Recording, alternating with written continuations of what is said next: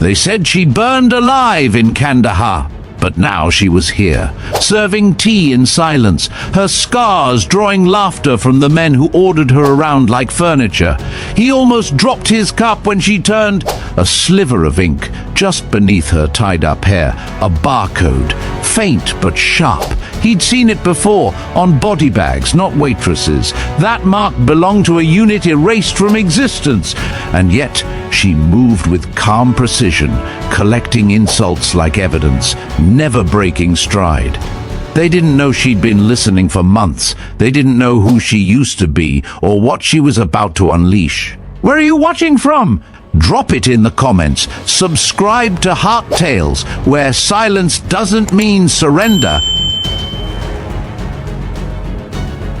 The morning sun had barely cleared the pine trees lining the highway when the first truck pulled into the gravel lot outside the roadside cafe.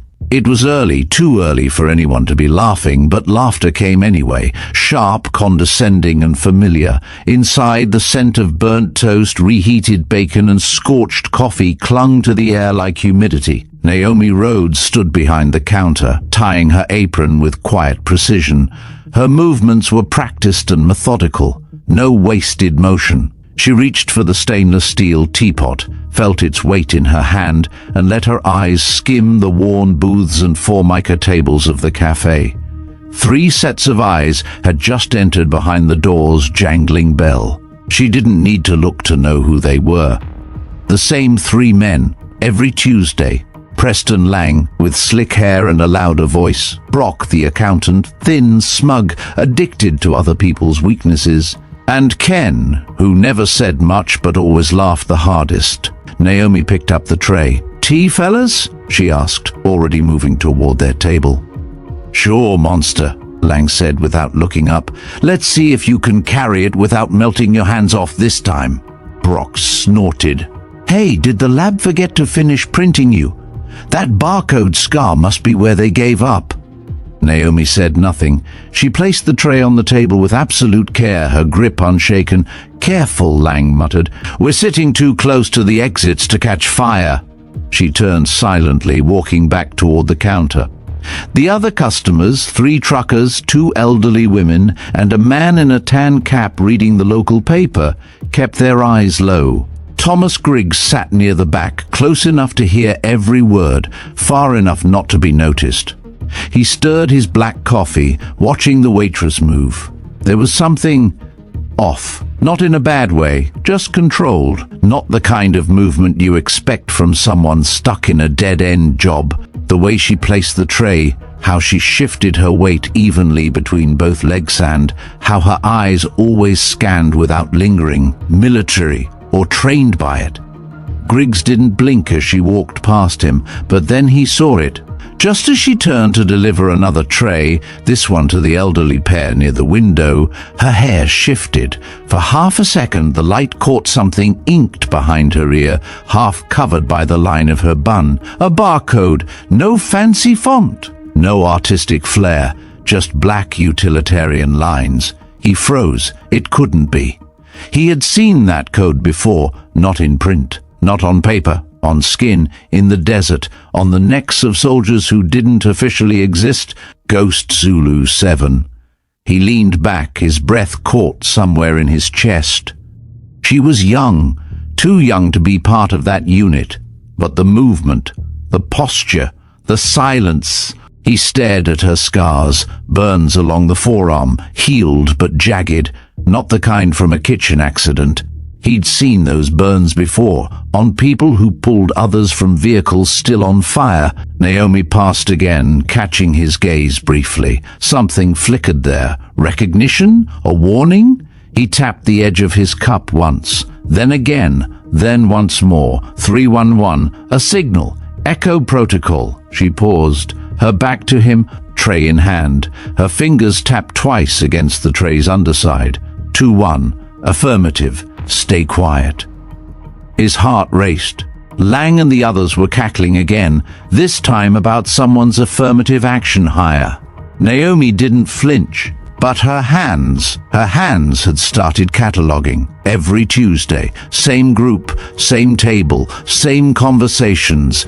He realized now this wasn't routine, this was reconnaissance. She wasn't broken, she was building something. Lang took out his phone, angling it toward Naomi as she bent to clean a spill at the next table. TikTok's gonna love this, he laughed. Hashtag tea monster. Look at that crispy neck. Griggs's chair scraped as he stood. Naomi turned slightly, just enough to see him. Not yet, she said under her breath. Almost. He hesitated, then sat and watched and waited.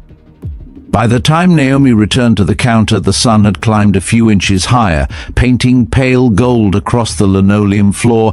She checked the level in the teapot, refilled it from the steamer, and wiped the lip with a precision that would have impressed any field surgeon.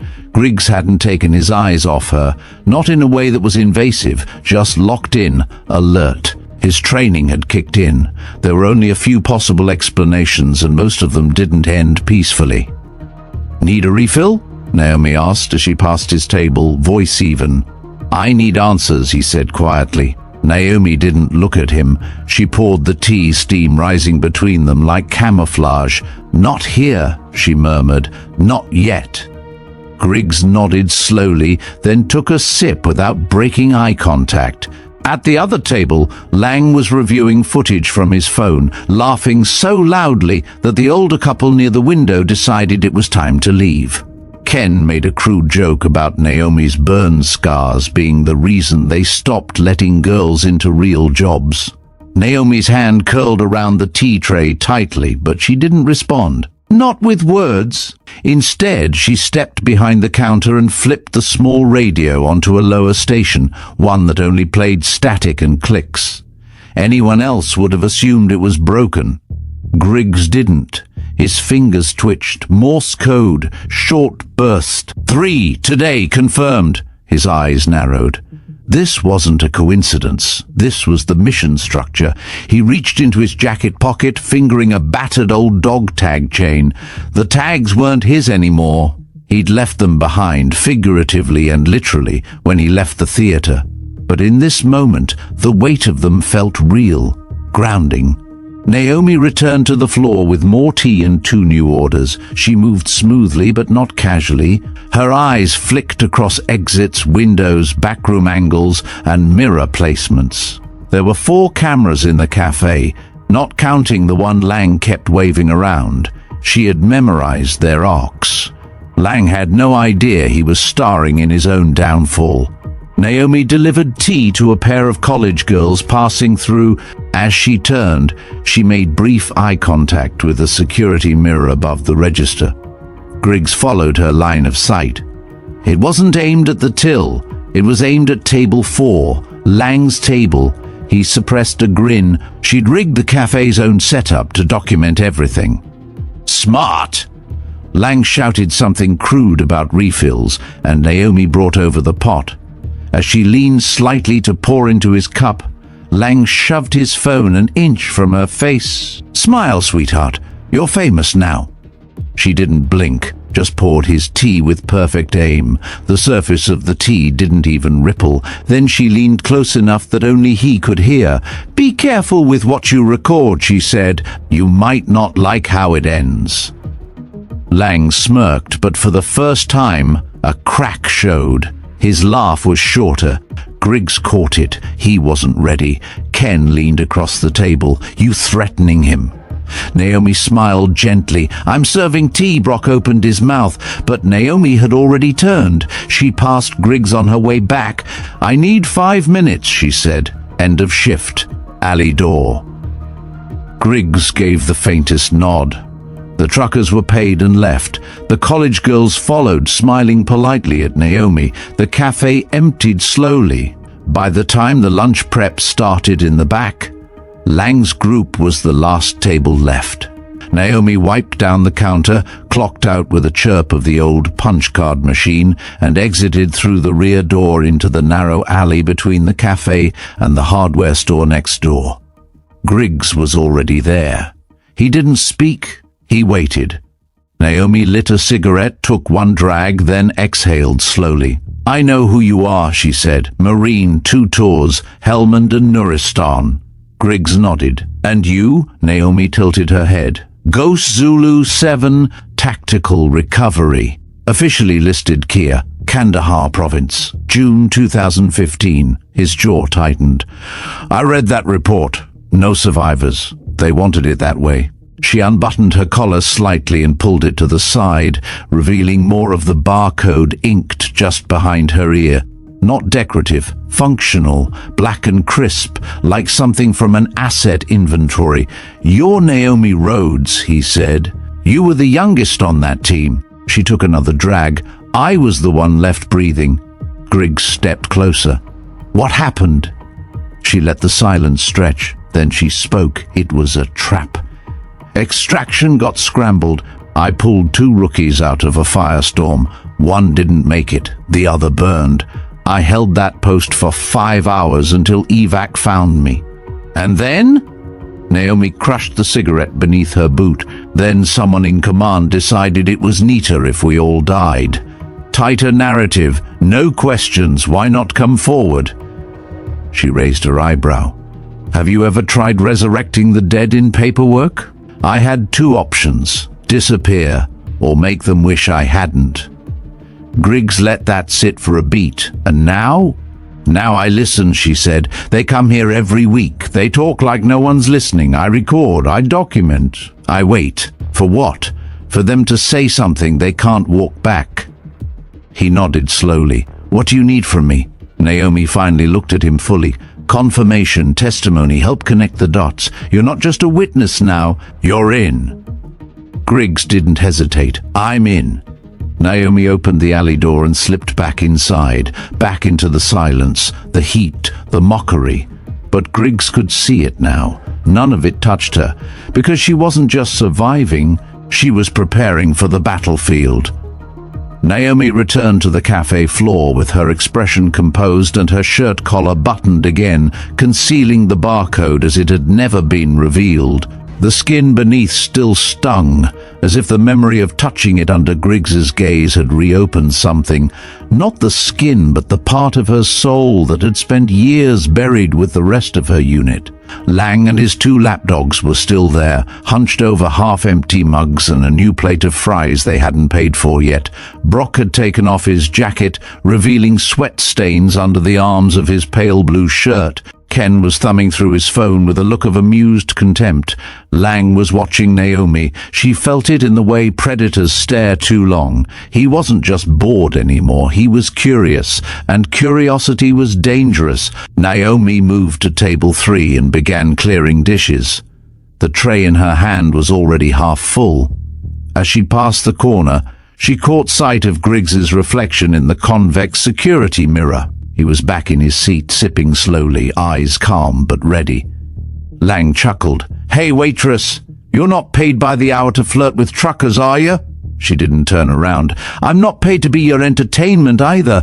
That silenced the table for a second. But only a second. Ken leaned back and muttered, "Think she's getting uppity." Lang laughed. "No. I think she's about to learn why some people are born to clean floors and some are born to own them." Naomi placed the last cup onto a tray and turned. "Refills?" she asked, tone neutral. Lang stood, phone in hand. "No, but I do think it's time the world meets our lovely hostess." He raised the phone, its screen flashing red. "Say hi to the internet." A hashtag waitress meltdown. Naomi didn't flinch. Recording without consent can be a legal grey area. Lang smiled wider. "Then sue me, or better yet, cry on camera. That's what victims do, right?" Griggs rose from his seat. Naomi raised a hand, barely perceptible. "Not yet." She stepped forward instead, directly into the camera's frame. "No tears today," she said, voice steady. "But I do have a question." Lang smirked. "Oh, what's that?" She held his gaze. "When you talk about cleansing your company of underperformers, is that a code for something else?" That caught Brock off guard. His head shot up. Ken froze mid-laugh. Lang's grin faltered, but not for long. "What are you implying?" I'm asking, Naomi said slowly, how many of those terminations were people of color? How many were veterans? How many were women over 40? Lang scoffed. We don't discriminate, we streamline. Naomi smiled. You used that exact word 3 weeks ago, streamlining, while discussing ways to fabricate performance reviews to eliminate undesirable hires. Brock's mouth opened. Naomi tapped her apron just above the pocket. I've recorded every conversation you've had in this cafe for the last 3 months. Lang's face paled. You're bluffing. Griggs stepped forward. She's not. Lang pointed at him. Who the hell are you? Someone who knows what it looks like when a soldier keeps receipts. Naomi set the tray down. You thought I was invisible. But invisible doesn't mean deaf, doesn't mean powerless. Ken stood. You can't use those recordings. It's illegal. Not in Georgia, Naomi said calmly. One-party consent law. You said it all. Clearly, repeatedly. Lang's voice rose. This is entrapment. No, Griggs said. This is accountability. The cafe had gone quiet. Even the cook had stopped chopping in the back. Naomi folded her arms. You've bragged for months about restructuring contracts to sideline black employees, replacing older staff with better fits and hiding it under performance metrics. Lang looked like he wanted to lunge. Griggs stepped closer. You touch her, he said, and I swear I'll make sure the footage of this ends up in every Veteran Coalition inbox in the country. Naomi tilted her head. Speaking of footage... She nodded toward the security camera, its red light blinking. Lang turned. Brock's face drained of color. You think I've been cleaning tables? She said. I've been building a case. The bell above the door jingled. A courier stepped in, holding a manila envelope. Delivery for Naomi Rhodes. She took it, signed it, and opened it calmly. Inside, a printed letter and a flash drive. Griggs recognized the letterhead, Veterans Legal Initiative. She held it up. Your firm's being reviewed for discriminatory hiring and firing practices. This drive contains 6 conversations that match active complaints, Lang snapped. You set us up. No, Naomi said. You set yourselves up. I just hit record. Lang shoved the table back. You think this scares me? Naomi stepped forward, voice low. You don't scare me. I've stared down a barrel fire. I've carried teammates with missing limbs. You just yell. He stepped toward her. Griggs was there before he moved. Try it, Griggs growled. Lang froze, then laughed bitterly. You're both insane. No, Naomi said. We're trained. The room held still. Lang turned, muttering curses as he stormed out. Ken followed. Brock lingered a moment longer, then stumbled after them. Naomi exhaled. Griggs sat back down. The cafe slowly returned to motion. A plate clinked. A fork dropped. Voices rose in whispers. Naomi walked to Griggs's table. You still in? She asked. He nodded. More than ever, she gave him the faintest smile. Then get ready. Because they just made their biggest mistake. Lang's SUV peeled out of the gravel lot, tires kicking up dust in long arcs behind it. Inside the cafe, Naomi stood silently, watching the window, but her focus was no longer on the fleeing vehicle. It was in the aftermath. The energy in the room had shifted. Customers who had been quiet for weeks were now whispering openly. Some looked embarrassed, some curious. A few looked at her the way soldiers look at a flag, like she meant something more than she let on. Tony, the cafe manager, peeked his head out from the kitchen. You all right? He asked quietly. Naomi turned. Fine. Tony scratched the back of his neck. I didn't know it was that serious. Thought they were just messing around. They were, Naomi said. Until they weren't. Tony hesitated. You need anything? Naomi shook her head. Just space. Tony nodded and disappeared into the back. Griggs was still seated at his table, sipping slowly, his posture relaxed, but his eyes on her, always tracking, always aware. Naomi walked over and sat across from him. They'll be back, he said. I'm counting on it. Griggs raised an eyebrow. You want another confrontation? No, I want proof of escalation, proof they're retaliating. That makes everything stronger legally. Griggs tapped the table lightly. This is more than just revenge. Naomi looked at him steadily. It was never revenge, it's exposure. She reached into her apron and pulled out a thin flash drive, sliding it across to him. That's a copy of every recording. 3 months worth, organized by date, topic, and speaker ID. Griggs took the drive and slid it into his coat pocket. That's the work of a tactician. I told you, Naomi said. I'm not serving tea. I'm building a case. Outside, the wind shifted. Dust blew across the lot, and from the corner of her eye, Naomi saw a different car pull in. Not Lang's, not one she recognized. A sleek black sedan, tinted windows. Her hand twitched under the table. Griggs followed her gaze. Friends of yours? No. The sedan was parked.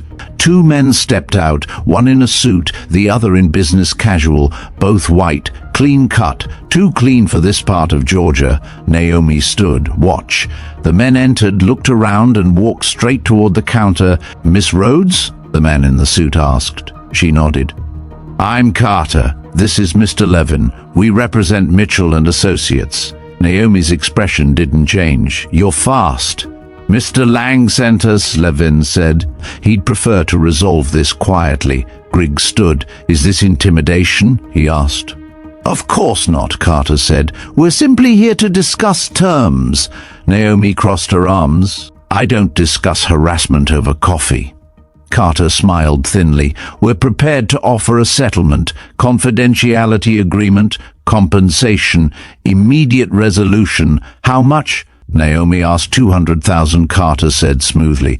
Cash! Tax protected! All you need to do is sign and delete the footage. Naomi tilted her head. So you admit the footage is real? Levin shifted uncomfortably. Carter stayed composed. We're not here to debate reality. We're here to prevent escalation. Naomi looked at Griggs, then back at Carter. I'll make you a better offer, she said. Carter blinked. Excuse me? You take that money, she said, and invest it in hiring diversity officers, rehiring wrongfully terminated staff, and issuing public apologies to the 12 people Lang boasted about firing without cause. That's not how this works, Carter said, voice sharp. Naomi's voice dropped. Then we're done here. She turned her back. Carter's voice followed. You'll be facing legal firepower you've never seen. Naomi stopped. I've seen fire before. Griggs stepped forward. Time to go, gentlemen. The 2 men exchanged glances and walked out. The door shut quietly behind them. Naomi exhaled. Griggs looked impressed. You baited them. They took the bait. Outside, the sedan idled for a few moments before driving off. Naomi turned to Tony. We need to back up the security footage. He nodded. I'm on it. A minute later, Naomi's phone buzzed. Unknown number. She answered. Yes? A familiar voice came through the line. Low, female, controlled. You made your move. Now we'll make ours. Click. The line went dead. Naomi stared at the phone for a second, then slipped it into her pocket. Griggs frowned. Problem? Lang's people have depth. I underestimated that. You think they'll go after you physically? No, not yet. First, they'll try to destroy credibility, discredit the recordings, paint me unstable. Then what? Then they'll try to buy time, delay the investigation, smear campaign, character assassination. Griggs nodded. You've seen this playbook before. I've lived it, Naomi said. He paused. You said Lang's people have depth. That wasn't just legal. Naomi hesitated. There was someone else in the unit, she said finally. Someone who wasn't listed in the Kia. Who went dar? Griggs's eyes narrowed. You think they're connected to Lang? I don't know, but I recognized the voice on the phone. He stiffened. Who? Naomi didn't answer. She walked back behind the counter, reached under the register, and pulled out a black binder. Griggs watched as she opened it to a page filled with photos, names and dates. A dossier. She slid a photo across to him. Captain Serena Voss, Ghost Zulu-Seven, Tactical Communications Lead, presumed dead, but I never saw a body. Griggs stared.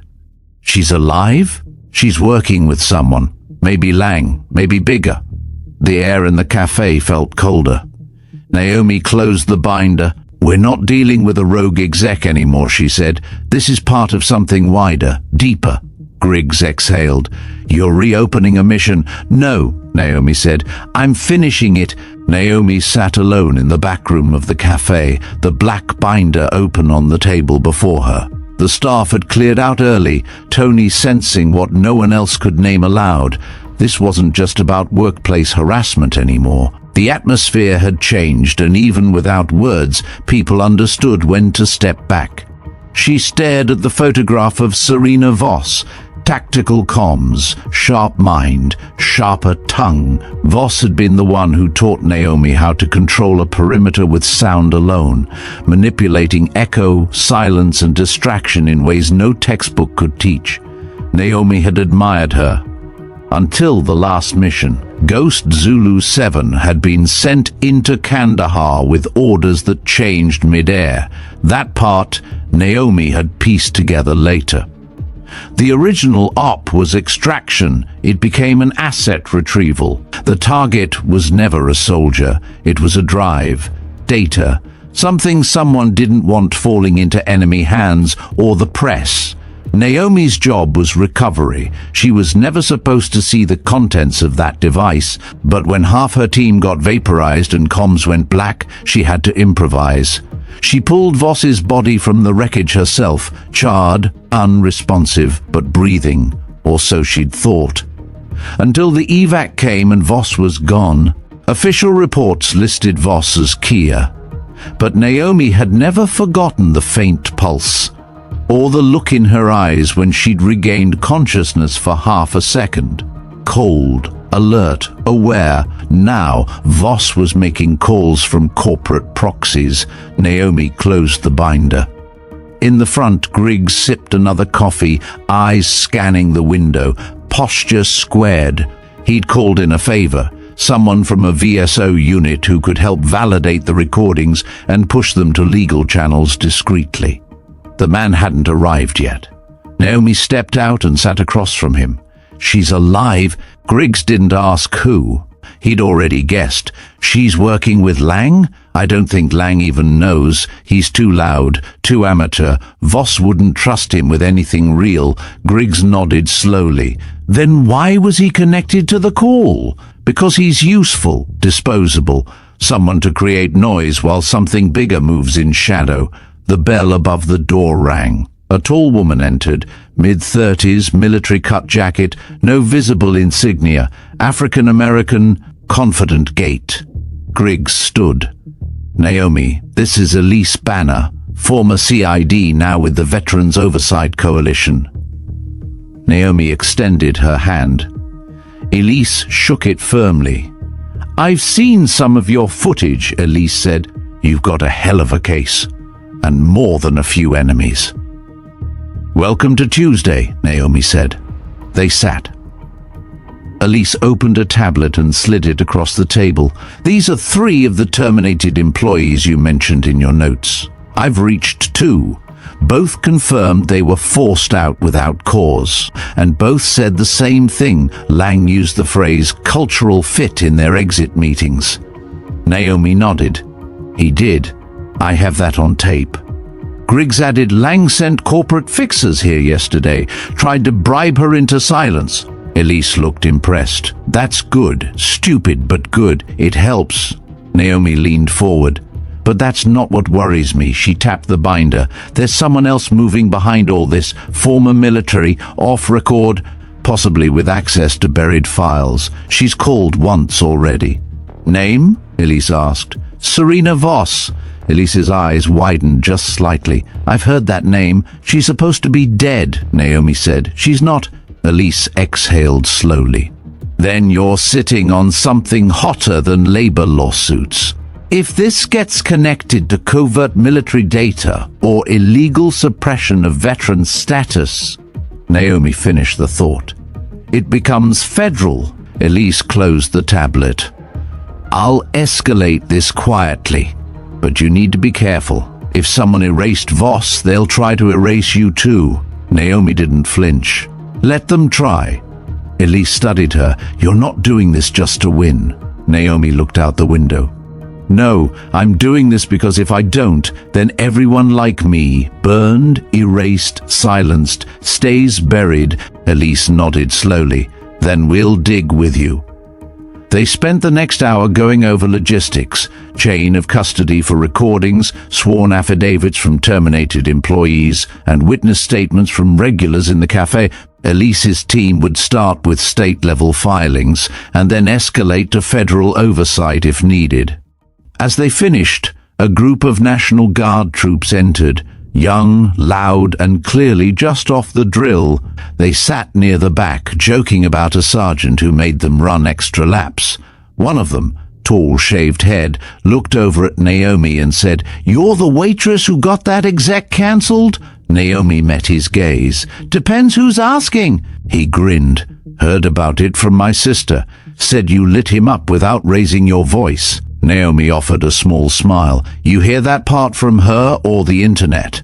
"Both," he said. "It's all over TikTok. People are calling you Barcode."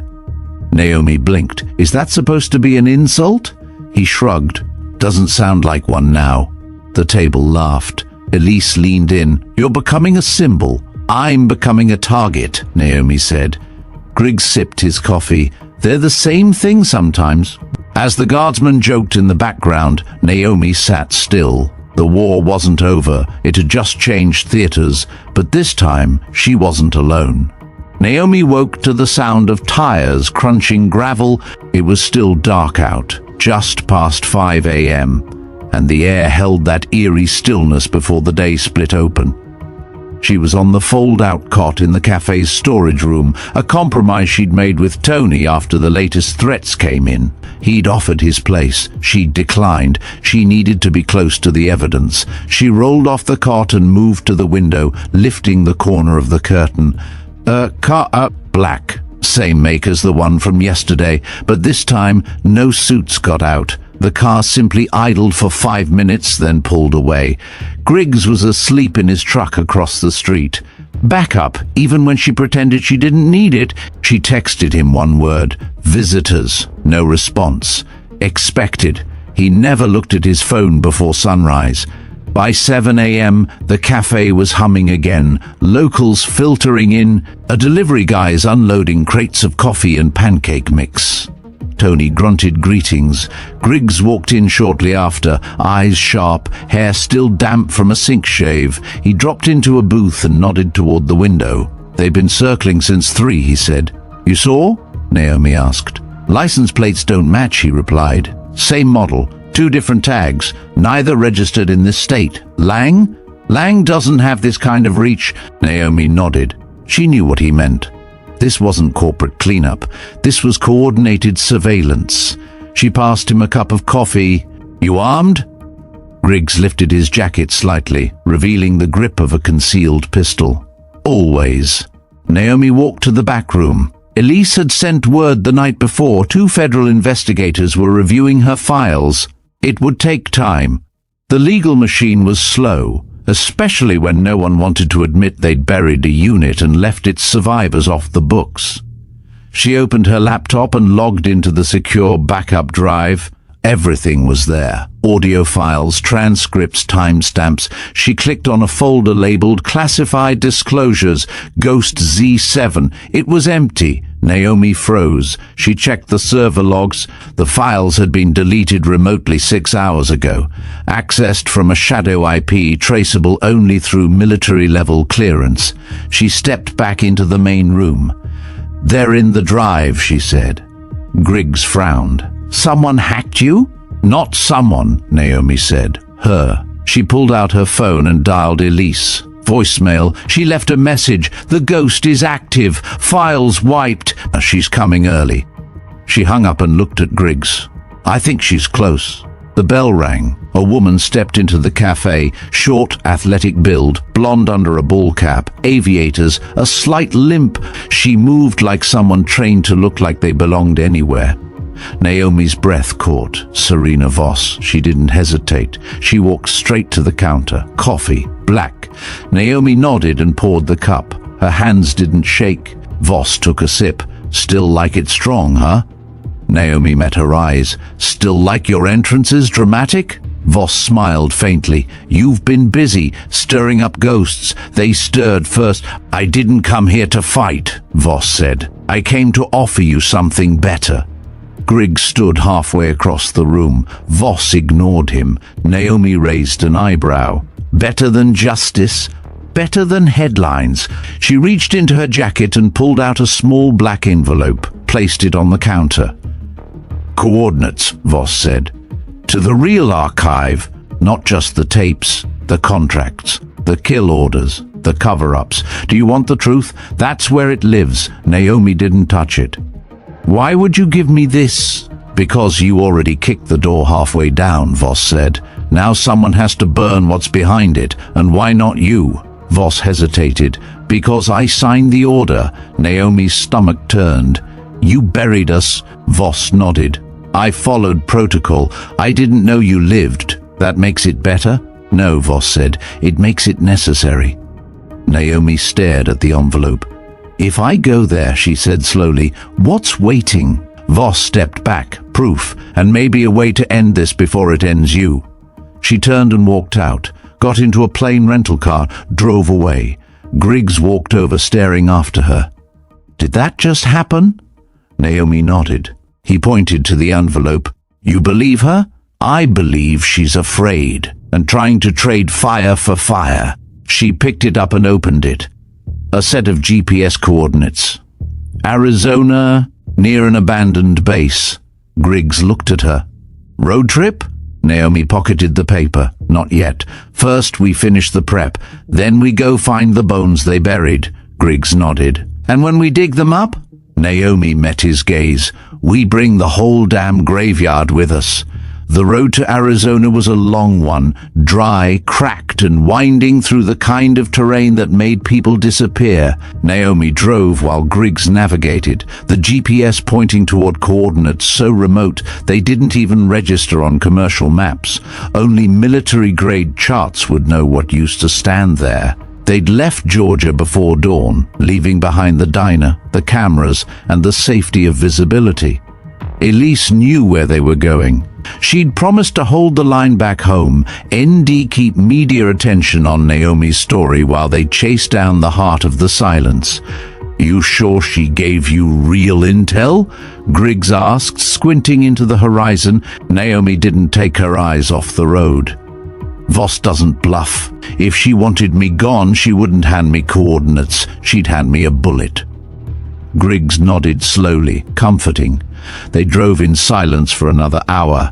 Then the terrain changed. Desert scrub gave way to fencing, old, rusted, half buried in sand. A faded sign leaned sideways in the dirt, restricted, federal property. Beyond it, concrete buildings squatted low against the landscape like forgotten relics trying not to be seen. Naomi parked behind a dune and killed the engine. The wind howled over the ridge, carrying the grit of decades. They stepped out into the heat. No birds, no animals, just the sound of dust scraping metal. Griggs scanned the area. We're alone. That's the part that worries me, Naomi muttered. She pulled out the envelope again. Inside was a hand-sketched map. One building was circled, Storage Bay 4A. They moved fast, military steps, calculated, light, ready to pivot. The door to 4A was chained. Naomi pulled a bolt cutter from her backpack. One crunch. The chain fell. Inside, the air was stale and chemical. Dust coated everything, rows of lockers, filing cabinets, a generator in the corner long dead. They opened drawers. Most were empty, cleared out or decoys. Then Naomi found it, a single red folder, no label. She opened it slowly. Inside were copies of operation orders, unredacted, names, coordinates, audio transcripts, and photos. Ghost Zulu-Seven together, before the fall, smiling, then the aftermath. Grainy black and white images of Naomi, half-burned, dragging two soldiers behind a stone wall. She blinked. "I didn't know they had these," she whispered. Griggs leaned over. "This is the kill file." She turned the page. One line jumped out. "Mission compromised. Eliminate the remaining assets. Close file under Op Raven." She stared at it. "Remaining asset. That was me." Griggs exhaled. "They gave the kill order. You were never meant to come home." A creak echoed through the building. Both spun. Naomi drew a sidearm. Griggs dropped to a crouch. A shadow moved at the entrance. Then a voice. "Easy. It's just me." Serena Voss stepped into the light. She wasn't armed, or if she was, she hid it well. Naomi didn't lower her gun. "You followed us." Voss raised a brow. "I led you." Griggs moved between them. "Why are you here?" Voss looked at Naomi. "Because what you just read, it's only half the truth."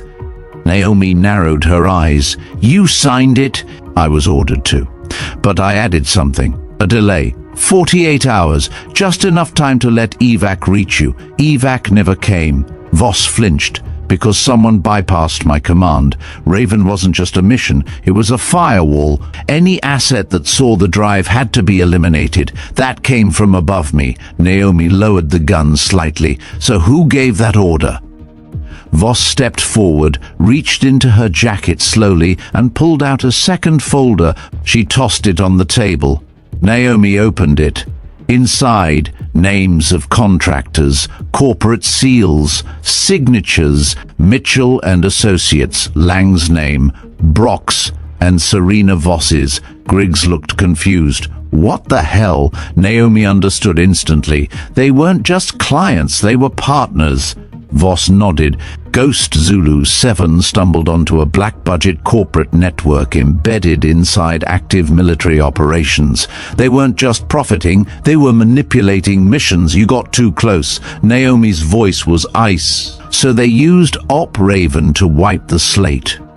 "Yes," Voss said, "and now they're trying again." Griggs took the file. "This needs to go federal." Voss looked away. "It won't matter. Without that drive, all of this is circumstantial."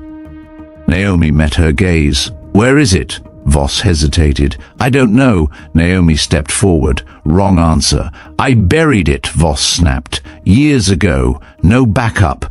It was too dangerous. If I tell you where and someone intercepts, tell me." Voss stared at her. "Then finally Utah. Dug into the cliff base near Echo Valley, marked with a silver dog tag. Code word Javelin." Naomi nodded.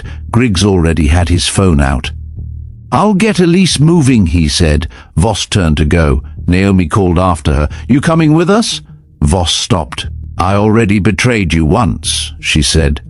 "This time, I finished the mission my way." She left. Naomi stood in the silence of Storage Bay 4A. Documents spread before her like the final pieces of a puzzle no one was supposed to finish. Griggs looked over. "You good?" She didn't answer immediately. Then, "I'm not trying to survive anymore." She looked up. "I'm going to win." The road into Utah was colder than either of them expected. Not the temperature, but the silence. Naomi hadn't said more than a handful of words since they left Arizona. Griggs didn't press. He knew that look, the 1,000-yard focus of someone already halfway inside a confrontation. She wasn't looking at the highway. She was tracking something invisible. Variables, risks, threats. Herself. The drive took them through barren stretches of land that looked like the earth had exhaled all its life and left behind bones. They passed towns with no gas stations, broken down signs, and a haze of sand crawling across the pavement. By the time the sun dipped behind the horizon, they reached the edge of Echo Valley. Griggs checked the GPS again. "We're within 5 clicks." Naomi pulled off the road and turned onto a narrow dirt path. The SUV rumbled over jagged gravel until it reached the base of a low cliff wall. She cut the engine. They stepped out, each wearing gear, tactical packs, flashlights, weapons. Naomi pulled her jacket collar up against the wind and walked to the rocky incline. Griggs followed, scanning the ridgeline. "There," she said, pointing. A faint glint. They climbed. Halfway up, Naomi stopped at a flat outcrop shaded by a large slab of red rock.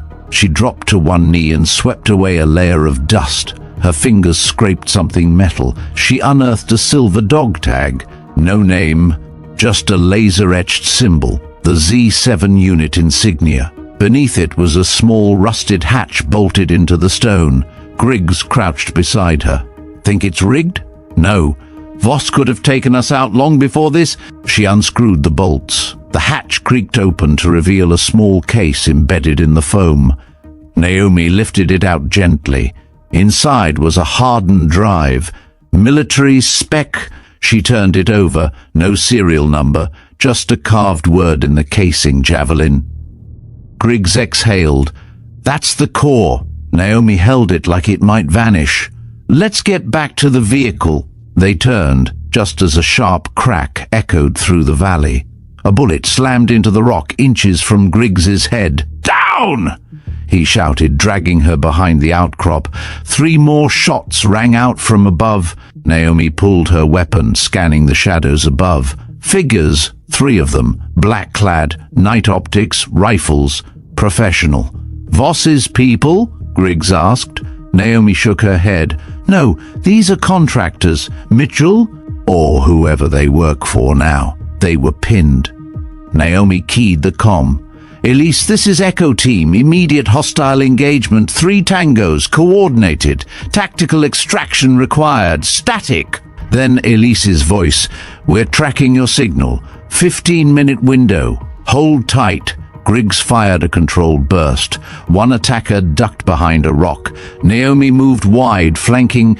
Her sidearm cracked once, twice. One man dropped. Griggs moved to higher cover. Naomi reloaded. Another shot tore through her sleeve, grazing her arm. Blood, burnt cotton. She gritted her teeth and returned fire. A second figure fell, then silence. Griggs scanned. "Where's the third?" A rush of footsteps behind them. Naomi spun. Too late. The third man tackled her, slamming her into the cliff wall. The drive flew from her hand. He went for it, but Griggs was already moving. A single punch to the throat dropped the attacker. Naomi pushed off the wall and retrieved the drive. Sirens in the distance, helicopter blades. From the ridgeline, 2 black SUVs barreled toward them. "Friendly?" Griggs asked. Naomi checked her comm. Confirmed. Elise's extraction team. She leaned against the rock, bleeding but upright, as the cavalry arrived. Federal agents swarmed the area, weapons drawn, tagging the downed contractors. Naomi handed the drive to Elise directly. "This is it," she said. "Proof of everything." Elise looked at her. "You sure you want to go public?" Naomi nodded. "They tried to bury me once. Let's see how they handle resurrection." The next 48 hours moved like a landslide. The drive's data was decrypted and verified by multiple agencies. It held not only proof of Mitchell and Associates' illegal activities, but also communications implicating senior officials in contract fraud, war profiteering, and silencing whistleblowers. Lang was arrested in a corporate suite in D.C. Brock surrendered 2 days later. Ken fled the country. But the real weight came when names inside the Pentagon started falling. One by one, officials tied to Opie Raven were suspended and then indicted. Media outlets exploded with coverage. Naomi's face became a symbol across veteran forums, whistleblower networks, and even mainstream news. They called her the one who didn't stay dead. And she didn't run from it. Naomi gave interviews, calm, precise, never playing for drama. She spoke of her unit, of what they died for, and what it meant to come home and be told you didn't exist. Griggs stood beside her at press conferences, a quiet sentinel. Elise formed a new task force with Naomi as an advisor. The cafe back in Georgia framed her photo, scars and all, above the register. And Serena Voss? She was never found. Some said she vanished across the border. Naomi believed differently. One morning, a new envelope arrived at her doorstep. Inside, a single photo. Voss in the mountains, a long scar down one cheek. On the back, ghosts don't get justice, but we make damn sure someone else does. Naomi smiled. Not all missions end in death. Some end in truth. And that was always the real objective. The press conference was already chaotic before Naomi stepped into the room. Reporters were stacked shoulder to shoulder in the federal building in D.C., cameras lined up like artillery, mics pointed like bayonets. The second Naomi Rhodes emerged behind the podium, the room rippled. She didn't wear her scars like shame, she wore them like armor. No makeup, no filter. Her black long-sleeved shirt pushed up just enough to reveal the faint edge of the burn scar wrapping her forearm. Her posture was straight, her eyes locked forward. Griggs stood a few feet behind her, arms crossed. Elise was at the edge, flanked by federal agents. Naomi adjusted the microphone. The chatter died. "I won't read a statement," she said, "and I won't take questions." She let that hang in the air. "You already know what they did." The files on the drive marked Javelin speak louder than anything I could say here, but I'll tell you what matters to me. She looked directly into one of the main cameras. They left us to die, not on the battlefield. That was war.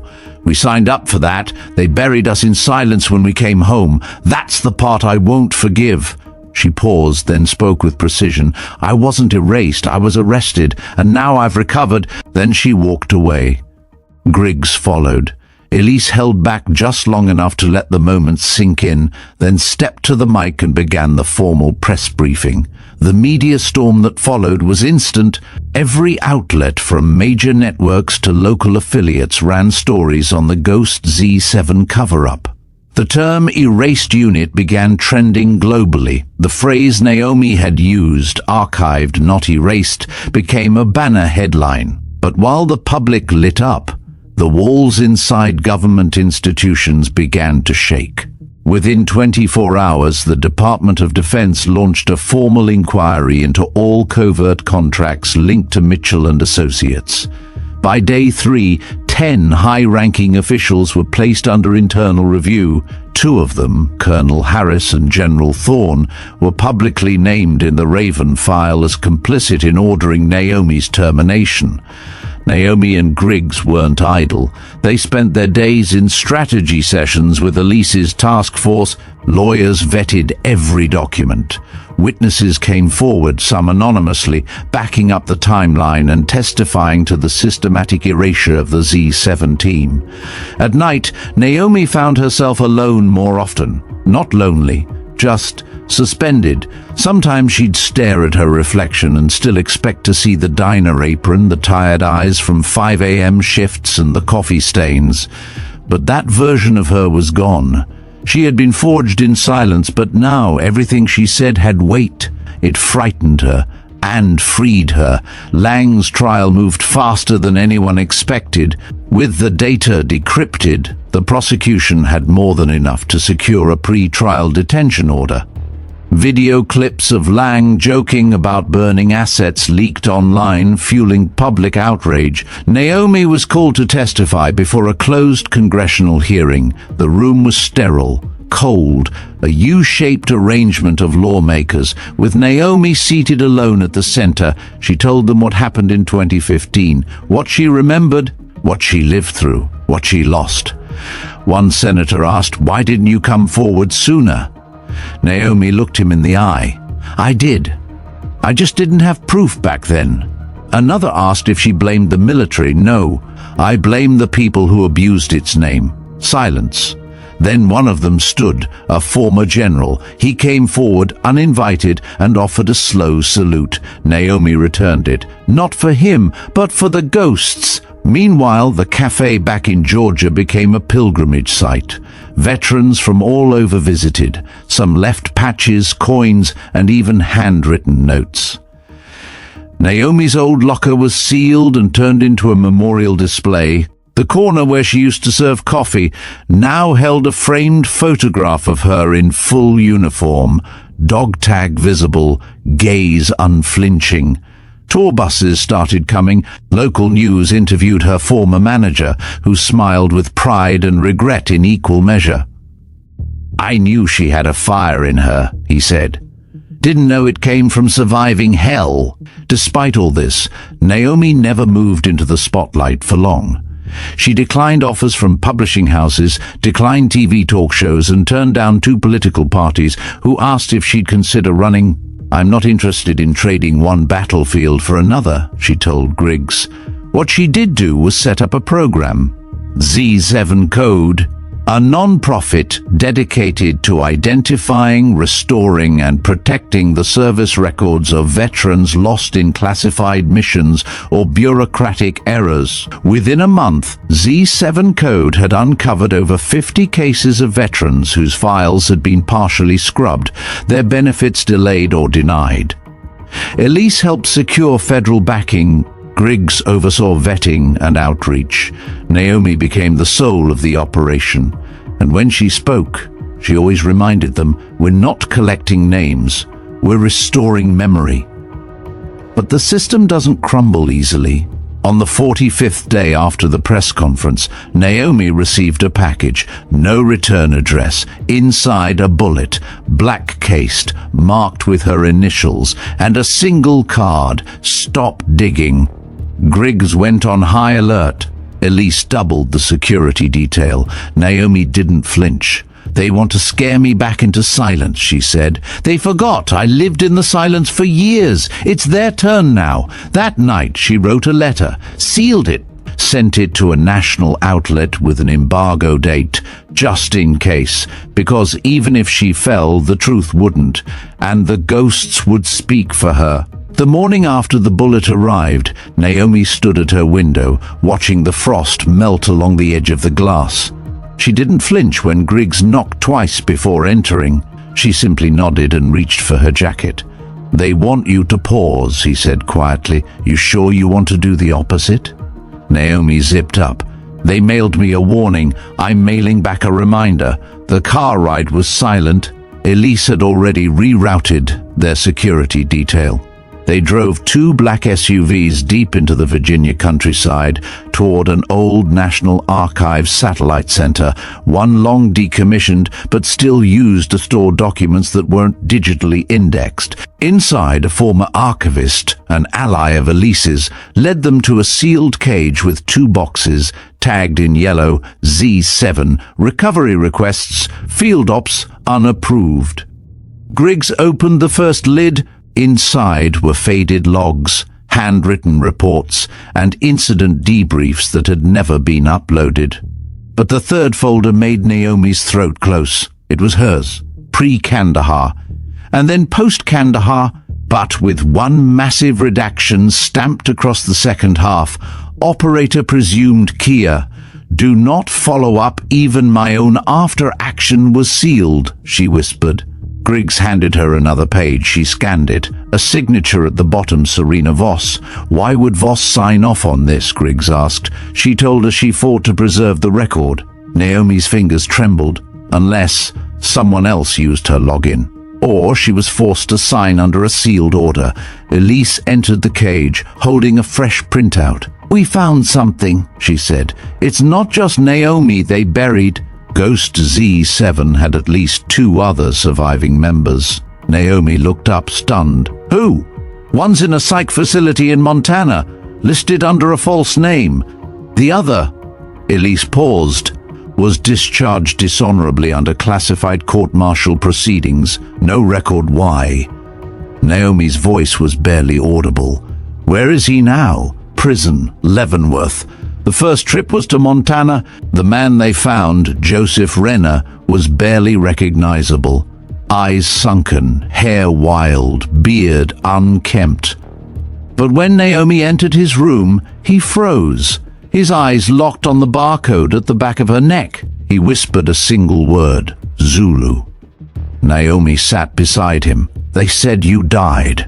His voice cracked. "I did, the part that followed orders. That part's dead. He'd been evacuated after the Kandahar blast but had suffered traumatic memory loss and hallucinations. Rather than help, the system labeled him unstable and institutionalized him under an alias to keep Z7's erasure clean. Naomi asked him, "Do you remember Serena Voss?" He nodded. She tried to fight the order. They shut her down, said the whole team was too close to unauthorized assets. "What assets?" Griggs asked. Renner looked up. "Intel we weren't supposed to see, names we weren't supposed to know. They'd rather burn the unit than let it leak." Leavenworth was harder. The prisoner's name was Marcus Dale, former Ghost Z-7 field tech, now confined under national risk status. Naomi met him in the visitation room. He smirked when he saw her. "They let you live?" "Barely," she replied. "What did they lock you up for?" "Not dying." She gave him the summary of what she and Griggs had uncovered. When she mentioned Serena Voss, he leaned forward sharply. "Voss tried to send data out before the team fell. I was helping her." They caught it mid-transmit, branded it treason. Naomi whispered, "Did the data survive?" Dale hesitated, then nodded. "Fragments on a hard drive buried under a comms tower outside Kandahar. But you'll never get to it." "I don't need to," Naomi said. "I just need your testimony." He gave it, on paper, signed and sworn. His eyes never left hers. "Burn them all, Rhodes." With 2 survivor testimonies and newly unsealed archive files, Naomi and Elise crafted a public report. But this time, they didn't send it through official channels. They sent it to the public. A live-streamed press event. Elise opened the file with media present, read every detail, and showed every name. Griggs narrated the timeline of betrayal, and Naomi, scar visible, barcode exposed, closed it with a statement, "This is no longer about me. It's about those who were erased. It's about how easy it is to erase someone if they don't have a title, a badge, or 1,000,000 followers. Ghost Zulu-Seven isn't just a unit. It's every voice they silenced because it was inconvenient. The reaction was instant. Congressional subpoenas, Senate hearings, criminal referrals. But with it came the backlash. Protests outside Naomi's house. Hackers attacked the Z7 code database. One night, Griggs found a dead hawk on her car windshield. "They're escalating," he warned. Naomi looked him in the eye. "Then so will we." That night, Naomi finally wrote the letter she'd been avoiding. To Serena Voss. She sent it to the last secure drop point Voss had ever used, encrypted and marked with a Ghost Z7 kill code, one only Serena would recognize. The message was short. "You were right. I have proof now. Come home." No reply came, but 4 nights later, at 2:17 a.m., a security camera near the Z7 code office caught a silhouette leaving an envelope. Inside, a photo. Serena Voss, in the shadows, holding the old Zulu-7 unit patch. On the back, one line, "Finish what I started." The envelope with Serena's photo didn't come with coordinates, no map, no digital trace. But Naomi didn't need any of that. She recognized the backdrop. The alley behind the old staging compound in Arlington, a decommissioned logistics center Zulu-7 used during stateside drills. 2 hours later, she was there. Rain fell in sheets. Griggs waited in the SUV, eyes on every window. Naomi stepped into the alley, her boots hitting puddles like drum beats. No one was waiting, but she knew what to do. She walked to the old supply crate half buried under the ivy, knelt and tapped 3 times in rhythm. A metallic click. Then a panel beside the loading dock door cracked open just an inch from the shadows there watching the press. Not this place. Naomi turned. Serena Voss stood there, hood drawn, face older, sharper, but eyes still exact. "I saw the hearings," she said. "Didn't think you'd get this far." Naomi breathed. "You should have been the one leading it." "No," Serena said. "I'm the one they were watching. You were the only ghost left with a voice." That night, in the underground staging room, Serena showed Naomi what she'd kept all these years: a cold drive stored in an air-gap tower, logs, videos, internal memos, orders to silence, files on Black Site Sigma, where detainees were used in Z-7 trials without consent, details that made Naomi sick. "They used us," Serena said flatly, "tested tracking bioinks and stress protocols. Do you know why you survived Kandahar? You had the prototype tag. The others didn't." Naomi's voice was a whisper. "That barcode?" Serena nodded. "Version 0.6. Their early resilience model. Only 3 ever implanted. Who were the other 2? Dale and me." The silence felt like a hammer. Serena finally said, "They didn't expect it to survive fire." Naomi clenched her fists. "Let's burn them with it." The next morning, Naomi walked into the Congressional Oversight Chamber, not through a side door, not with a pass. She walked straight down the central aisle, barcode visible, and took her seat at the center table. Cameras clicked. Lawmakers stirred. Griggs sat in the gallery. Serena, still hidden from view, was feeding Naomi data live through an encrypted earpiece. The chair banged the gavel. "This session will now come to order. We are convened to examine the allegations and systemic failings related to Ghost Zulu-Seven." A senator began with skepticism. "Ms. Rhodes, you claim your entire unit was erased, yet you offer no official acknowledgement of your rank or mission." Naomi leaned forward. "Official records are what got us killed. I brought something better." She placed the shard drive on the table. "Encrypted backups, chain of command signatures, and video evidence of orders given to terminate whistleblowers within the unit." The gallery gasped. She clicked the remote. A screen behind her lit up. A video. Serena, 8 years younger, arguing with a brigadier general, captured secretly. "Zulu-7 deserves better than a silent burial." The general snapped. "This isn't a negotiation. If they talk, we all fall." Another clip. "Dale, bound in a black site, still resists. I won't scrub it. I buried a copy. Someone will know." The room fell still. Naomi's voice shook only once. "We were sent to recover others, but we were the ones who needed to recover." After the hearing, the fallout was nuclear. An emergency session of the Joint Chiefs. 3 resignations within 24 hours.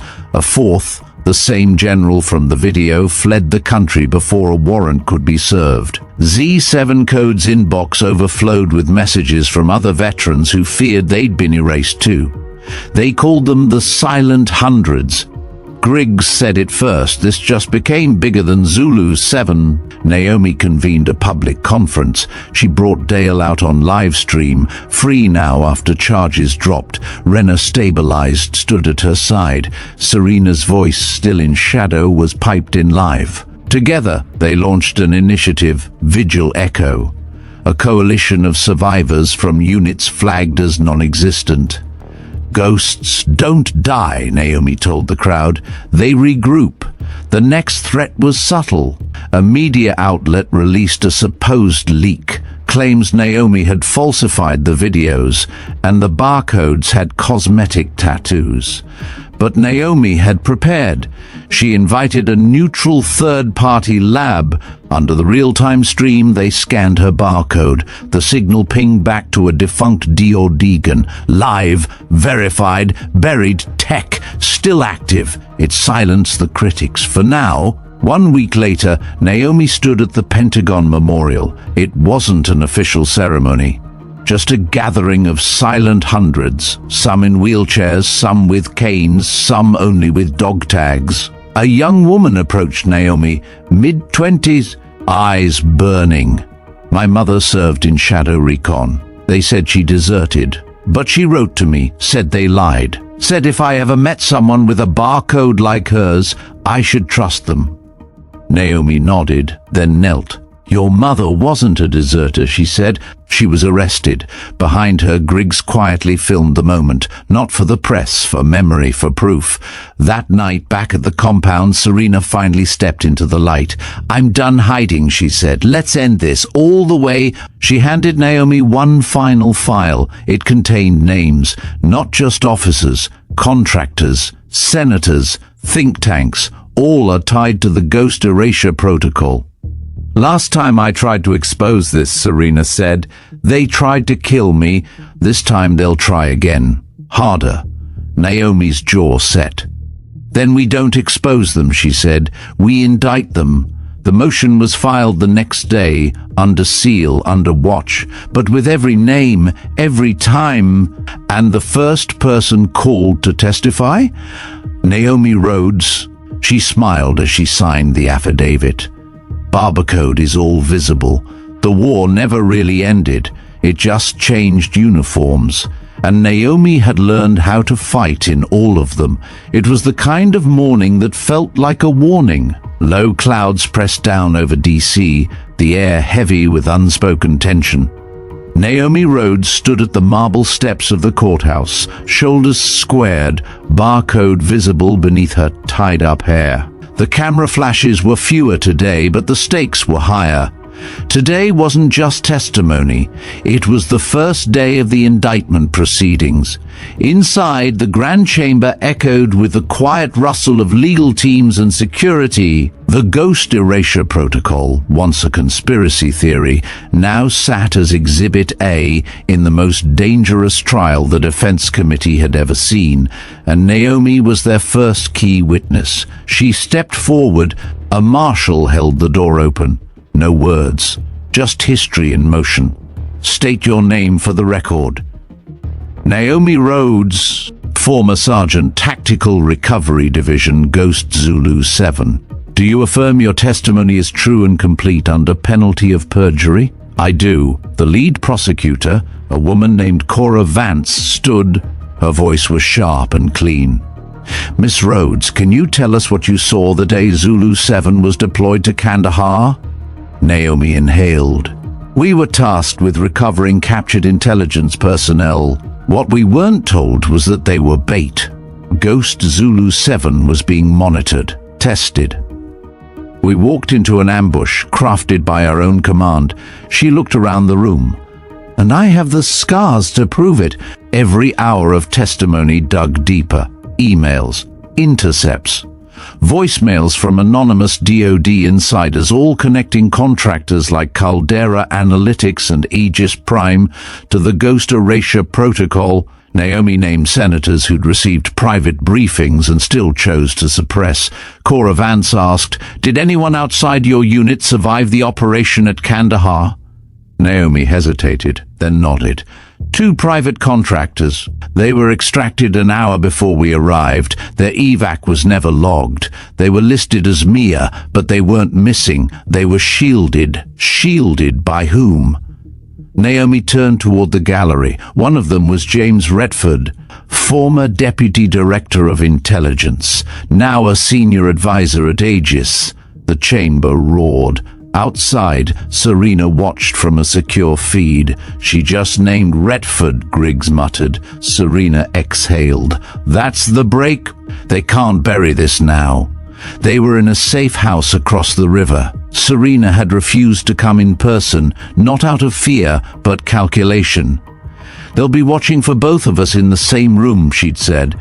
Let Naomi lead the charge. I'll pull the pins from a distance. Behind them, a map of Capitol Hill sat cluttered with pushpins and thread lines. It was a warboard now, and they were winning. By noon, #BarcodeTruth was trending globally. Media outlets flipped. The same anchors who once doubted Naomi were now hosting panels of veterans who said they'd been flagged as dead or dishonorably discharged, only to find entire pages missing from their files. The silent hundreds had a voice. Naomi's. Later that day, a break in the schedule allowed Naomi to walk outside. Across the street, a group of cadets from Fort Bragg stood in uniform, not saying a word. One by one, they raised their right hands in salute as she passed. No applause, no chants, just respect. Naomi paused. Tears welled, but she didn't let them fall. She only nodded. Because they understood what her generals never did, you don't need a rank to lead. You just need the guts to keep standing. Back in the chamber, the final files were submitted. Naomi stood once more. I don't want revenge, she said. I want records corrected. I want the medals returned. I want gravestones named. She held up a sealed folder. These are the names of 143 individuals, buried by redactions. It's time we bring them back into the light. The lead judge said nothing for a long time, then nodded, accepted into the record. This chamber owes you, Ms. Rhodes. That evening, Naomi returned to the coffee shop, the same one where it started. It was quieter now, new staff, new light, same corner booth. A man in his 20s waited at the counter. Thin, nervous, probably former service. The barcode on his arm was faint but real. He didn't say anything. Naomi walked over, set down a tray with 2 mugs of black tea, and smiled. As she turned, her hair shifted. The barcode on her neck caught the sunlight. The young man froze, then straightened, and saluted in that still moment. A photographer captured the image. It would later hang in the National Museum of Justice and Memory. Titled simply, Ghost No More, the air in the courtroom was thick with tension when Naomi Rhodes took the stand again. It had been 3 weeks since her last testimony. Since then, Vigil Echo has grown from a loose group of survivors into a formalized organization with over 400 verified members, all veterans, all archived, all silenced. Today was different. Today, the grand jury would decide whether to formally indict 21 individuals named in the sealed file Serena had passed to Naomi. And Naomi, with a barcode visible beneath her cropped hair, was the star witness. The gavel dropped. The prosecutor stood. Ms. Rhodes, have you reviewed the attached evidence files marked Exhibits Delta through Juliet? Yes. And can you verify the voice recordings therein, including your own, as authentic and unaltered? I can. She looked directly at the defense table, a row of stone-faced men and women, some in tailored suits, others in uniform. Among them sat retired Brigadier General Solomon Worth, his gaze sharp but hollow. These are the same voices, Naomi said, that called my unit expendable. That reclassified battlefield casualties as field asset losses. That approved the erasure protocol. The room fell into a pin-drop silence. That night, the grand jury voted unanimously to proceed. Warrants went out. 3 were arrested before sunrise. The 2 tried to run. 1 attempted suicide. Naomi watched the news not with joy, but with the kind of grim acknowledgement a soldier feels when a threat is finally neutralized. But it wasn't over. The next day, she received a call from a restricted number, a voice she hadn't heard in years. Male. Raspy. I read your file, he said.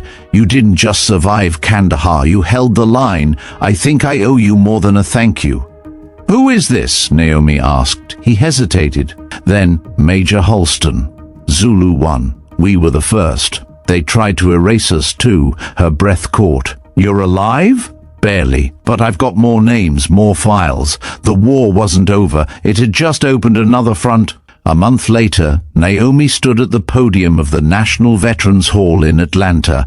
The new exhibit had no grand banners, no promotional fanfare, just a plaque. Ghost Zulu-Seven. They fought twice, once in silence. Below are photographs, team shots from training, field images, and in the center, a blown-up frame of Naomi in her apron, barcode glowing in the morning light as she handed tea to a fellow veteran. Griggs stood beside her. You ready to speak? He asked. She nodded. The room hushed. Naomi took the mic. I didn't want to be a symbol. I wanted peace. But some truths burn so deep they light fires in others. You all showed up not because of my story, but because you recognized your own. A beat. Then, this isn't the end. This is the archive, and archives never forget, neither will we. 2 weeks later, Naomi returned to the alley in Arlington, where it all began. She brought no press, no camera, just a single metal canister. Inside, the ashes of the old file copies, the last remnants of the program Serena once buried. She scattered them into the wind. Above her, a new plaque had been drilled into the brick wall. "Finish what I started." SV. Naomi traced her finger over the initials. "I did, Serena," she whispered, "and we're still going." In the final scene, a young recruit, female buzzcut, carrying a duffel, walks into a job interview at Vigil Echo HQ. She spots a wall of framed barcodes, hundreds. At the very top, etched into the wall, Rhodes. Naomi, Z7. A voice behind her, "You ready to fight a different kind of war?" She turns, Naomi's silhouette in the doorway. No uniform, just a quiet strength that no protocol could erase. Fade to black. The ashes of erasure don't scatter easily. They cling to memory, to skin, to silence. But sometimes, if the right voice rises, even ashes can form a signal fire. Naomi Rhodes was never supposed to be remembered. Not by the army, not by history, not by a country that classified her scars and labeled them as collateral. But she remembered, and so did the others. The barcode at the base of her skull, once a secret known only to the darkest halls of intelligence clearance, became a rallying mark.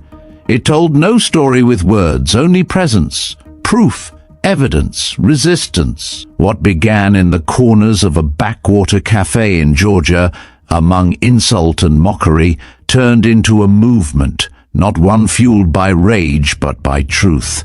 Because the truth, when carried in silence too long, sharpens itself into something far more dangerous than bullets. It becomes a purpose. When Naomi poured that first cup of tea with her barcode exposed, she had no idea it'd be captured in a photo that would ignite a national reckoning. That image, soft morning light, steam curling over ceramic, eyes focused but unreadable, would appear in op-eds, veterans' halls, graffiti art, and even on T-shirts. Not because she wanted fame, but because the world recognized the weight of the untold. They recognized themselves in her stillness, in her endurance, in the quiet rebellion of surviving with dignity. From Vigil Echo's first broadcast to its 26th court case, the world watched as Naomi and her allies dismantled a system built on silence. They didn't burn down buildings, they opened archives. They didn't shout over others, they listened to the ones history tried to unwrite. And that is how revolutions begin in earnest. Naomi once said, "We were not erased, we were arrested, and archives never forget." Those words now sit engraved in steel outside the Arlington exhibit. Visitors pass beneath them daily. School children, veterans, foreign dignitaries.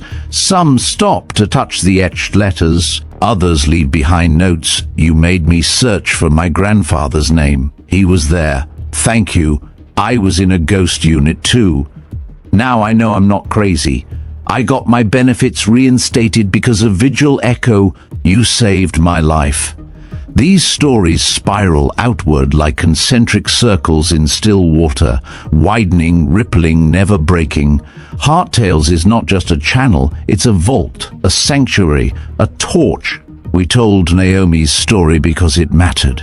Because someone needed to say that scars are not shame, silence is not consent, survival is not a weakness. She didn't win a war, she carried it, until the day it could be laid down, not forgotten but documented, transferred, honored. Naomi didn't want a statue. She wanted a future where no one like her had to hide.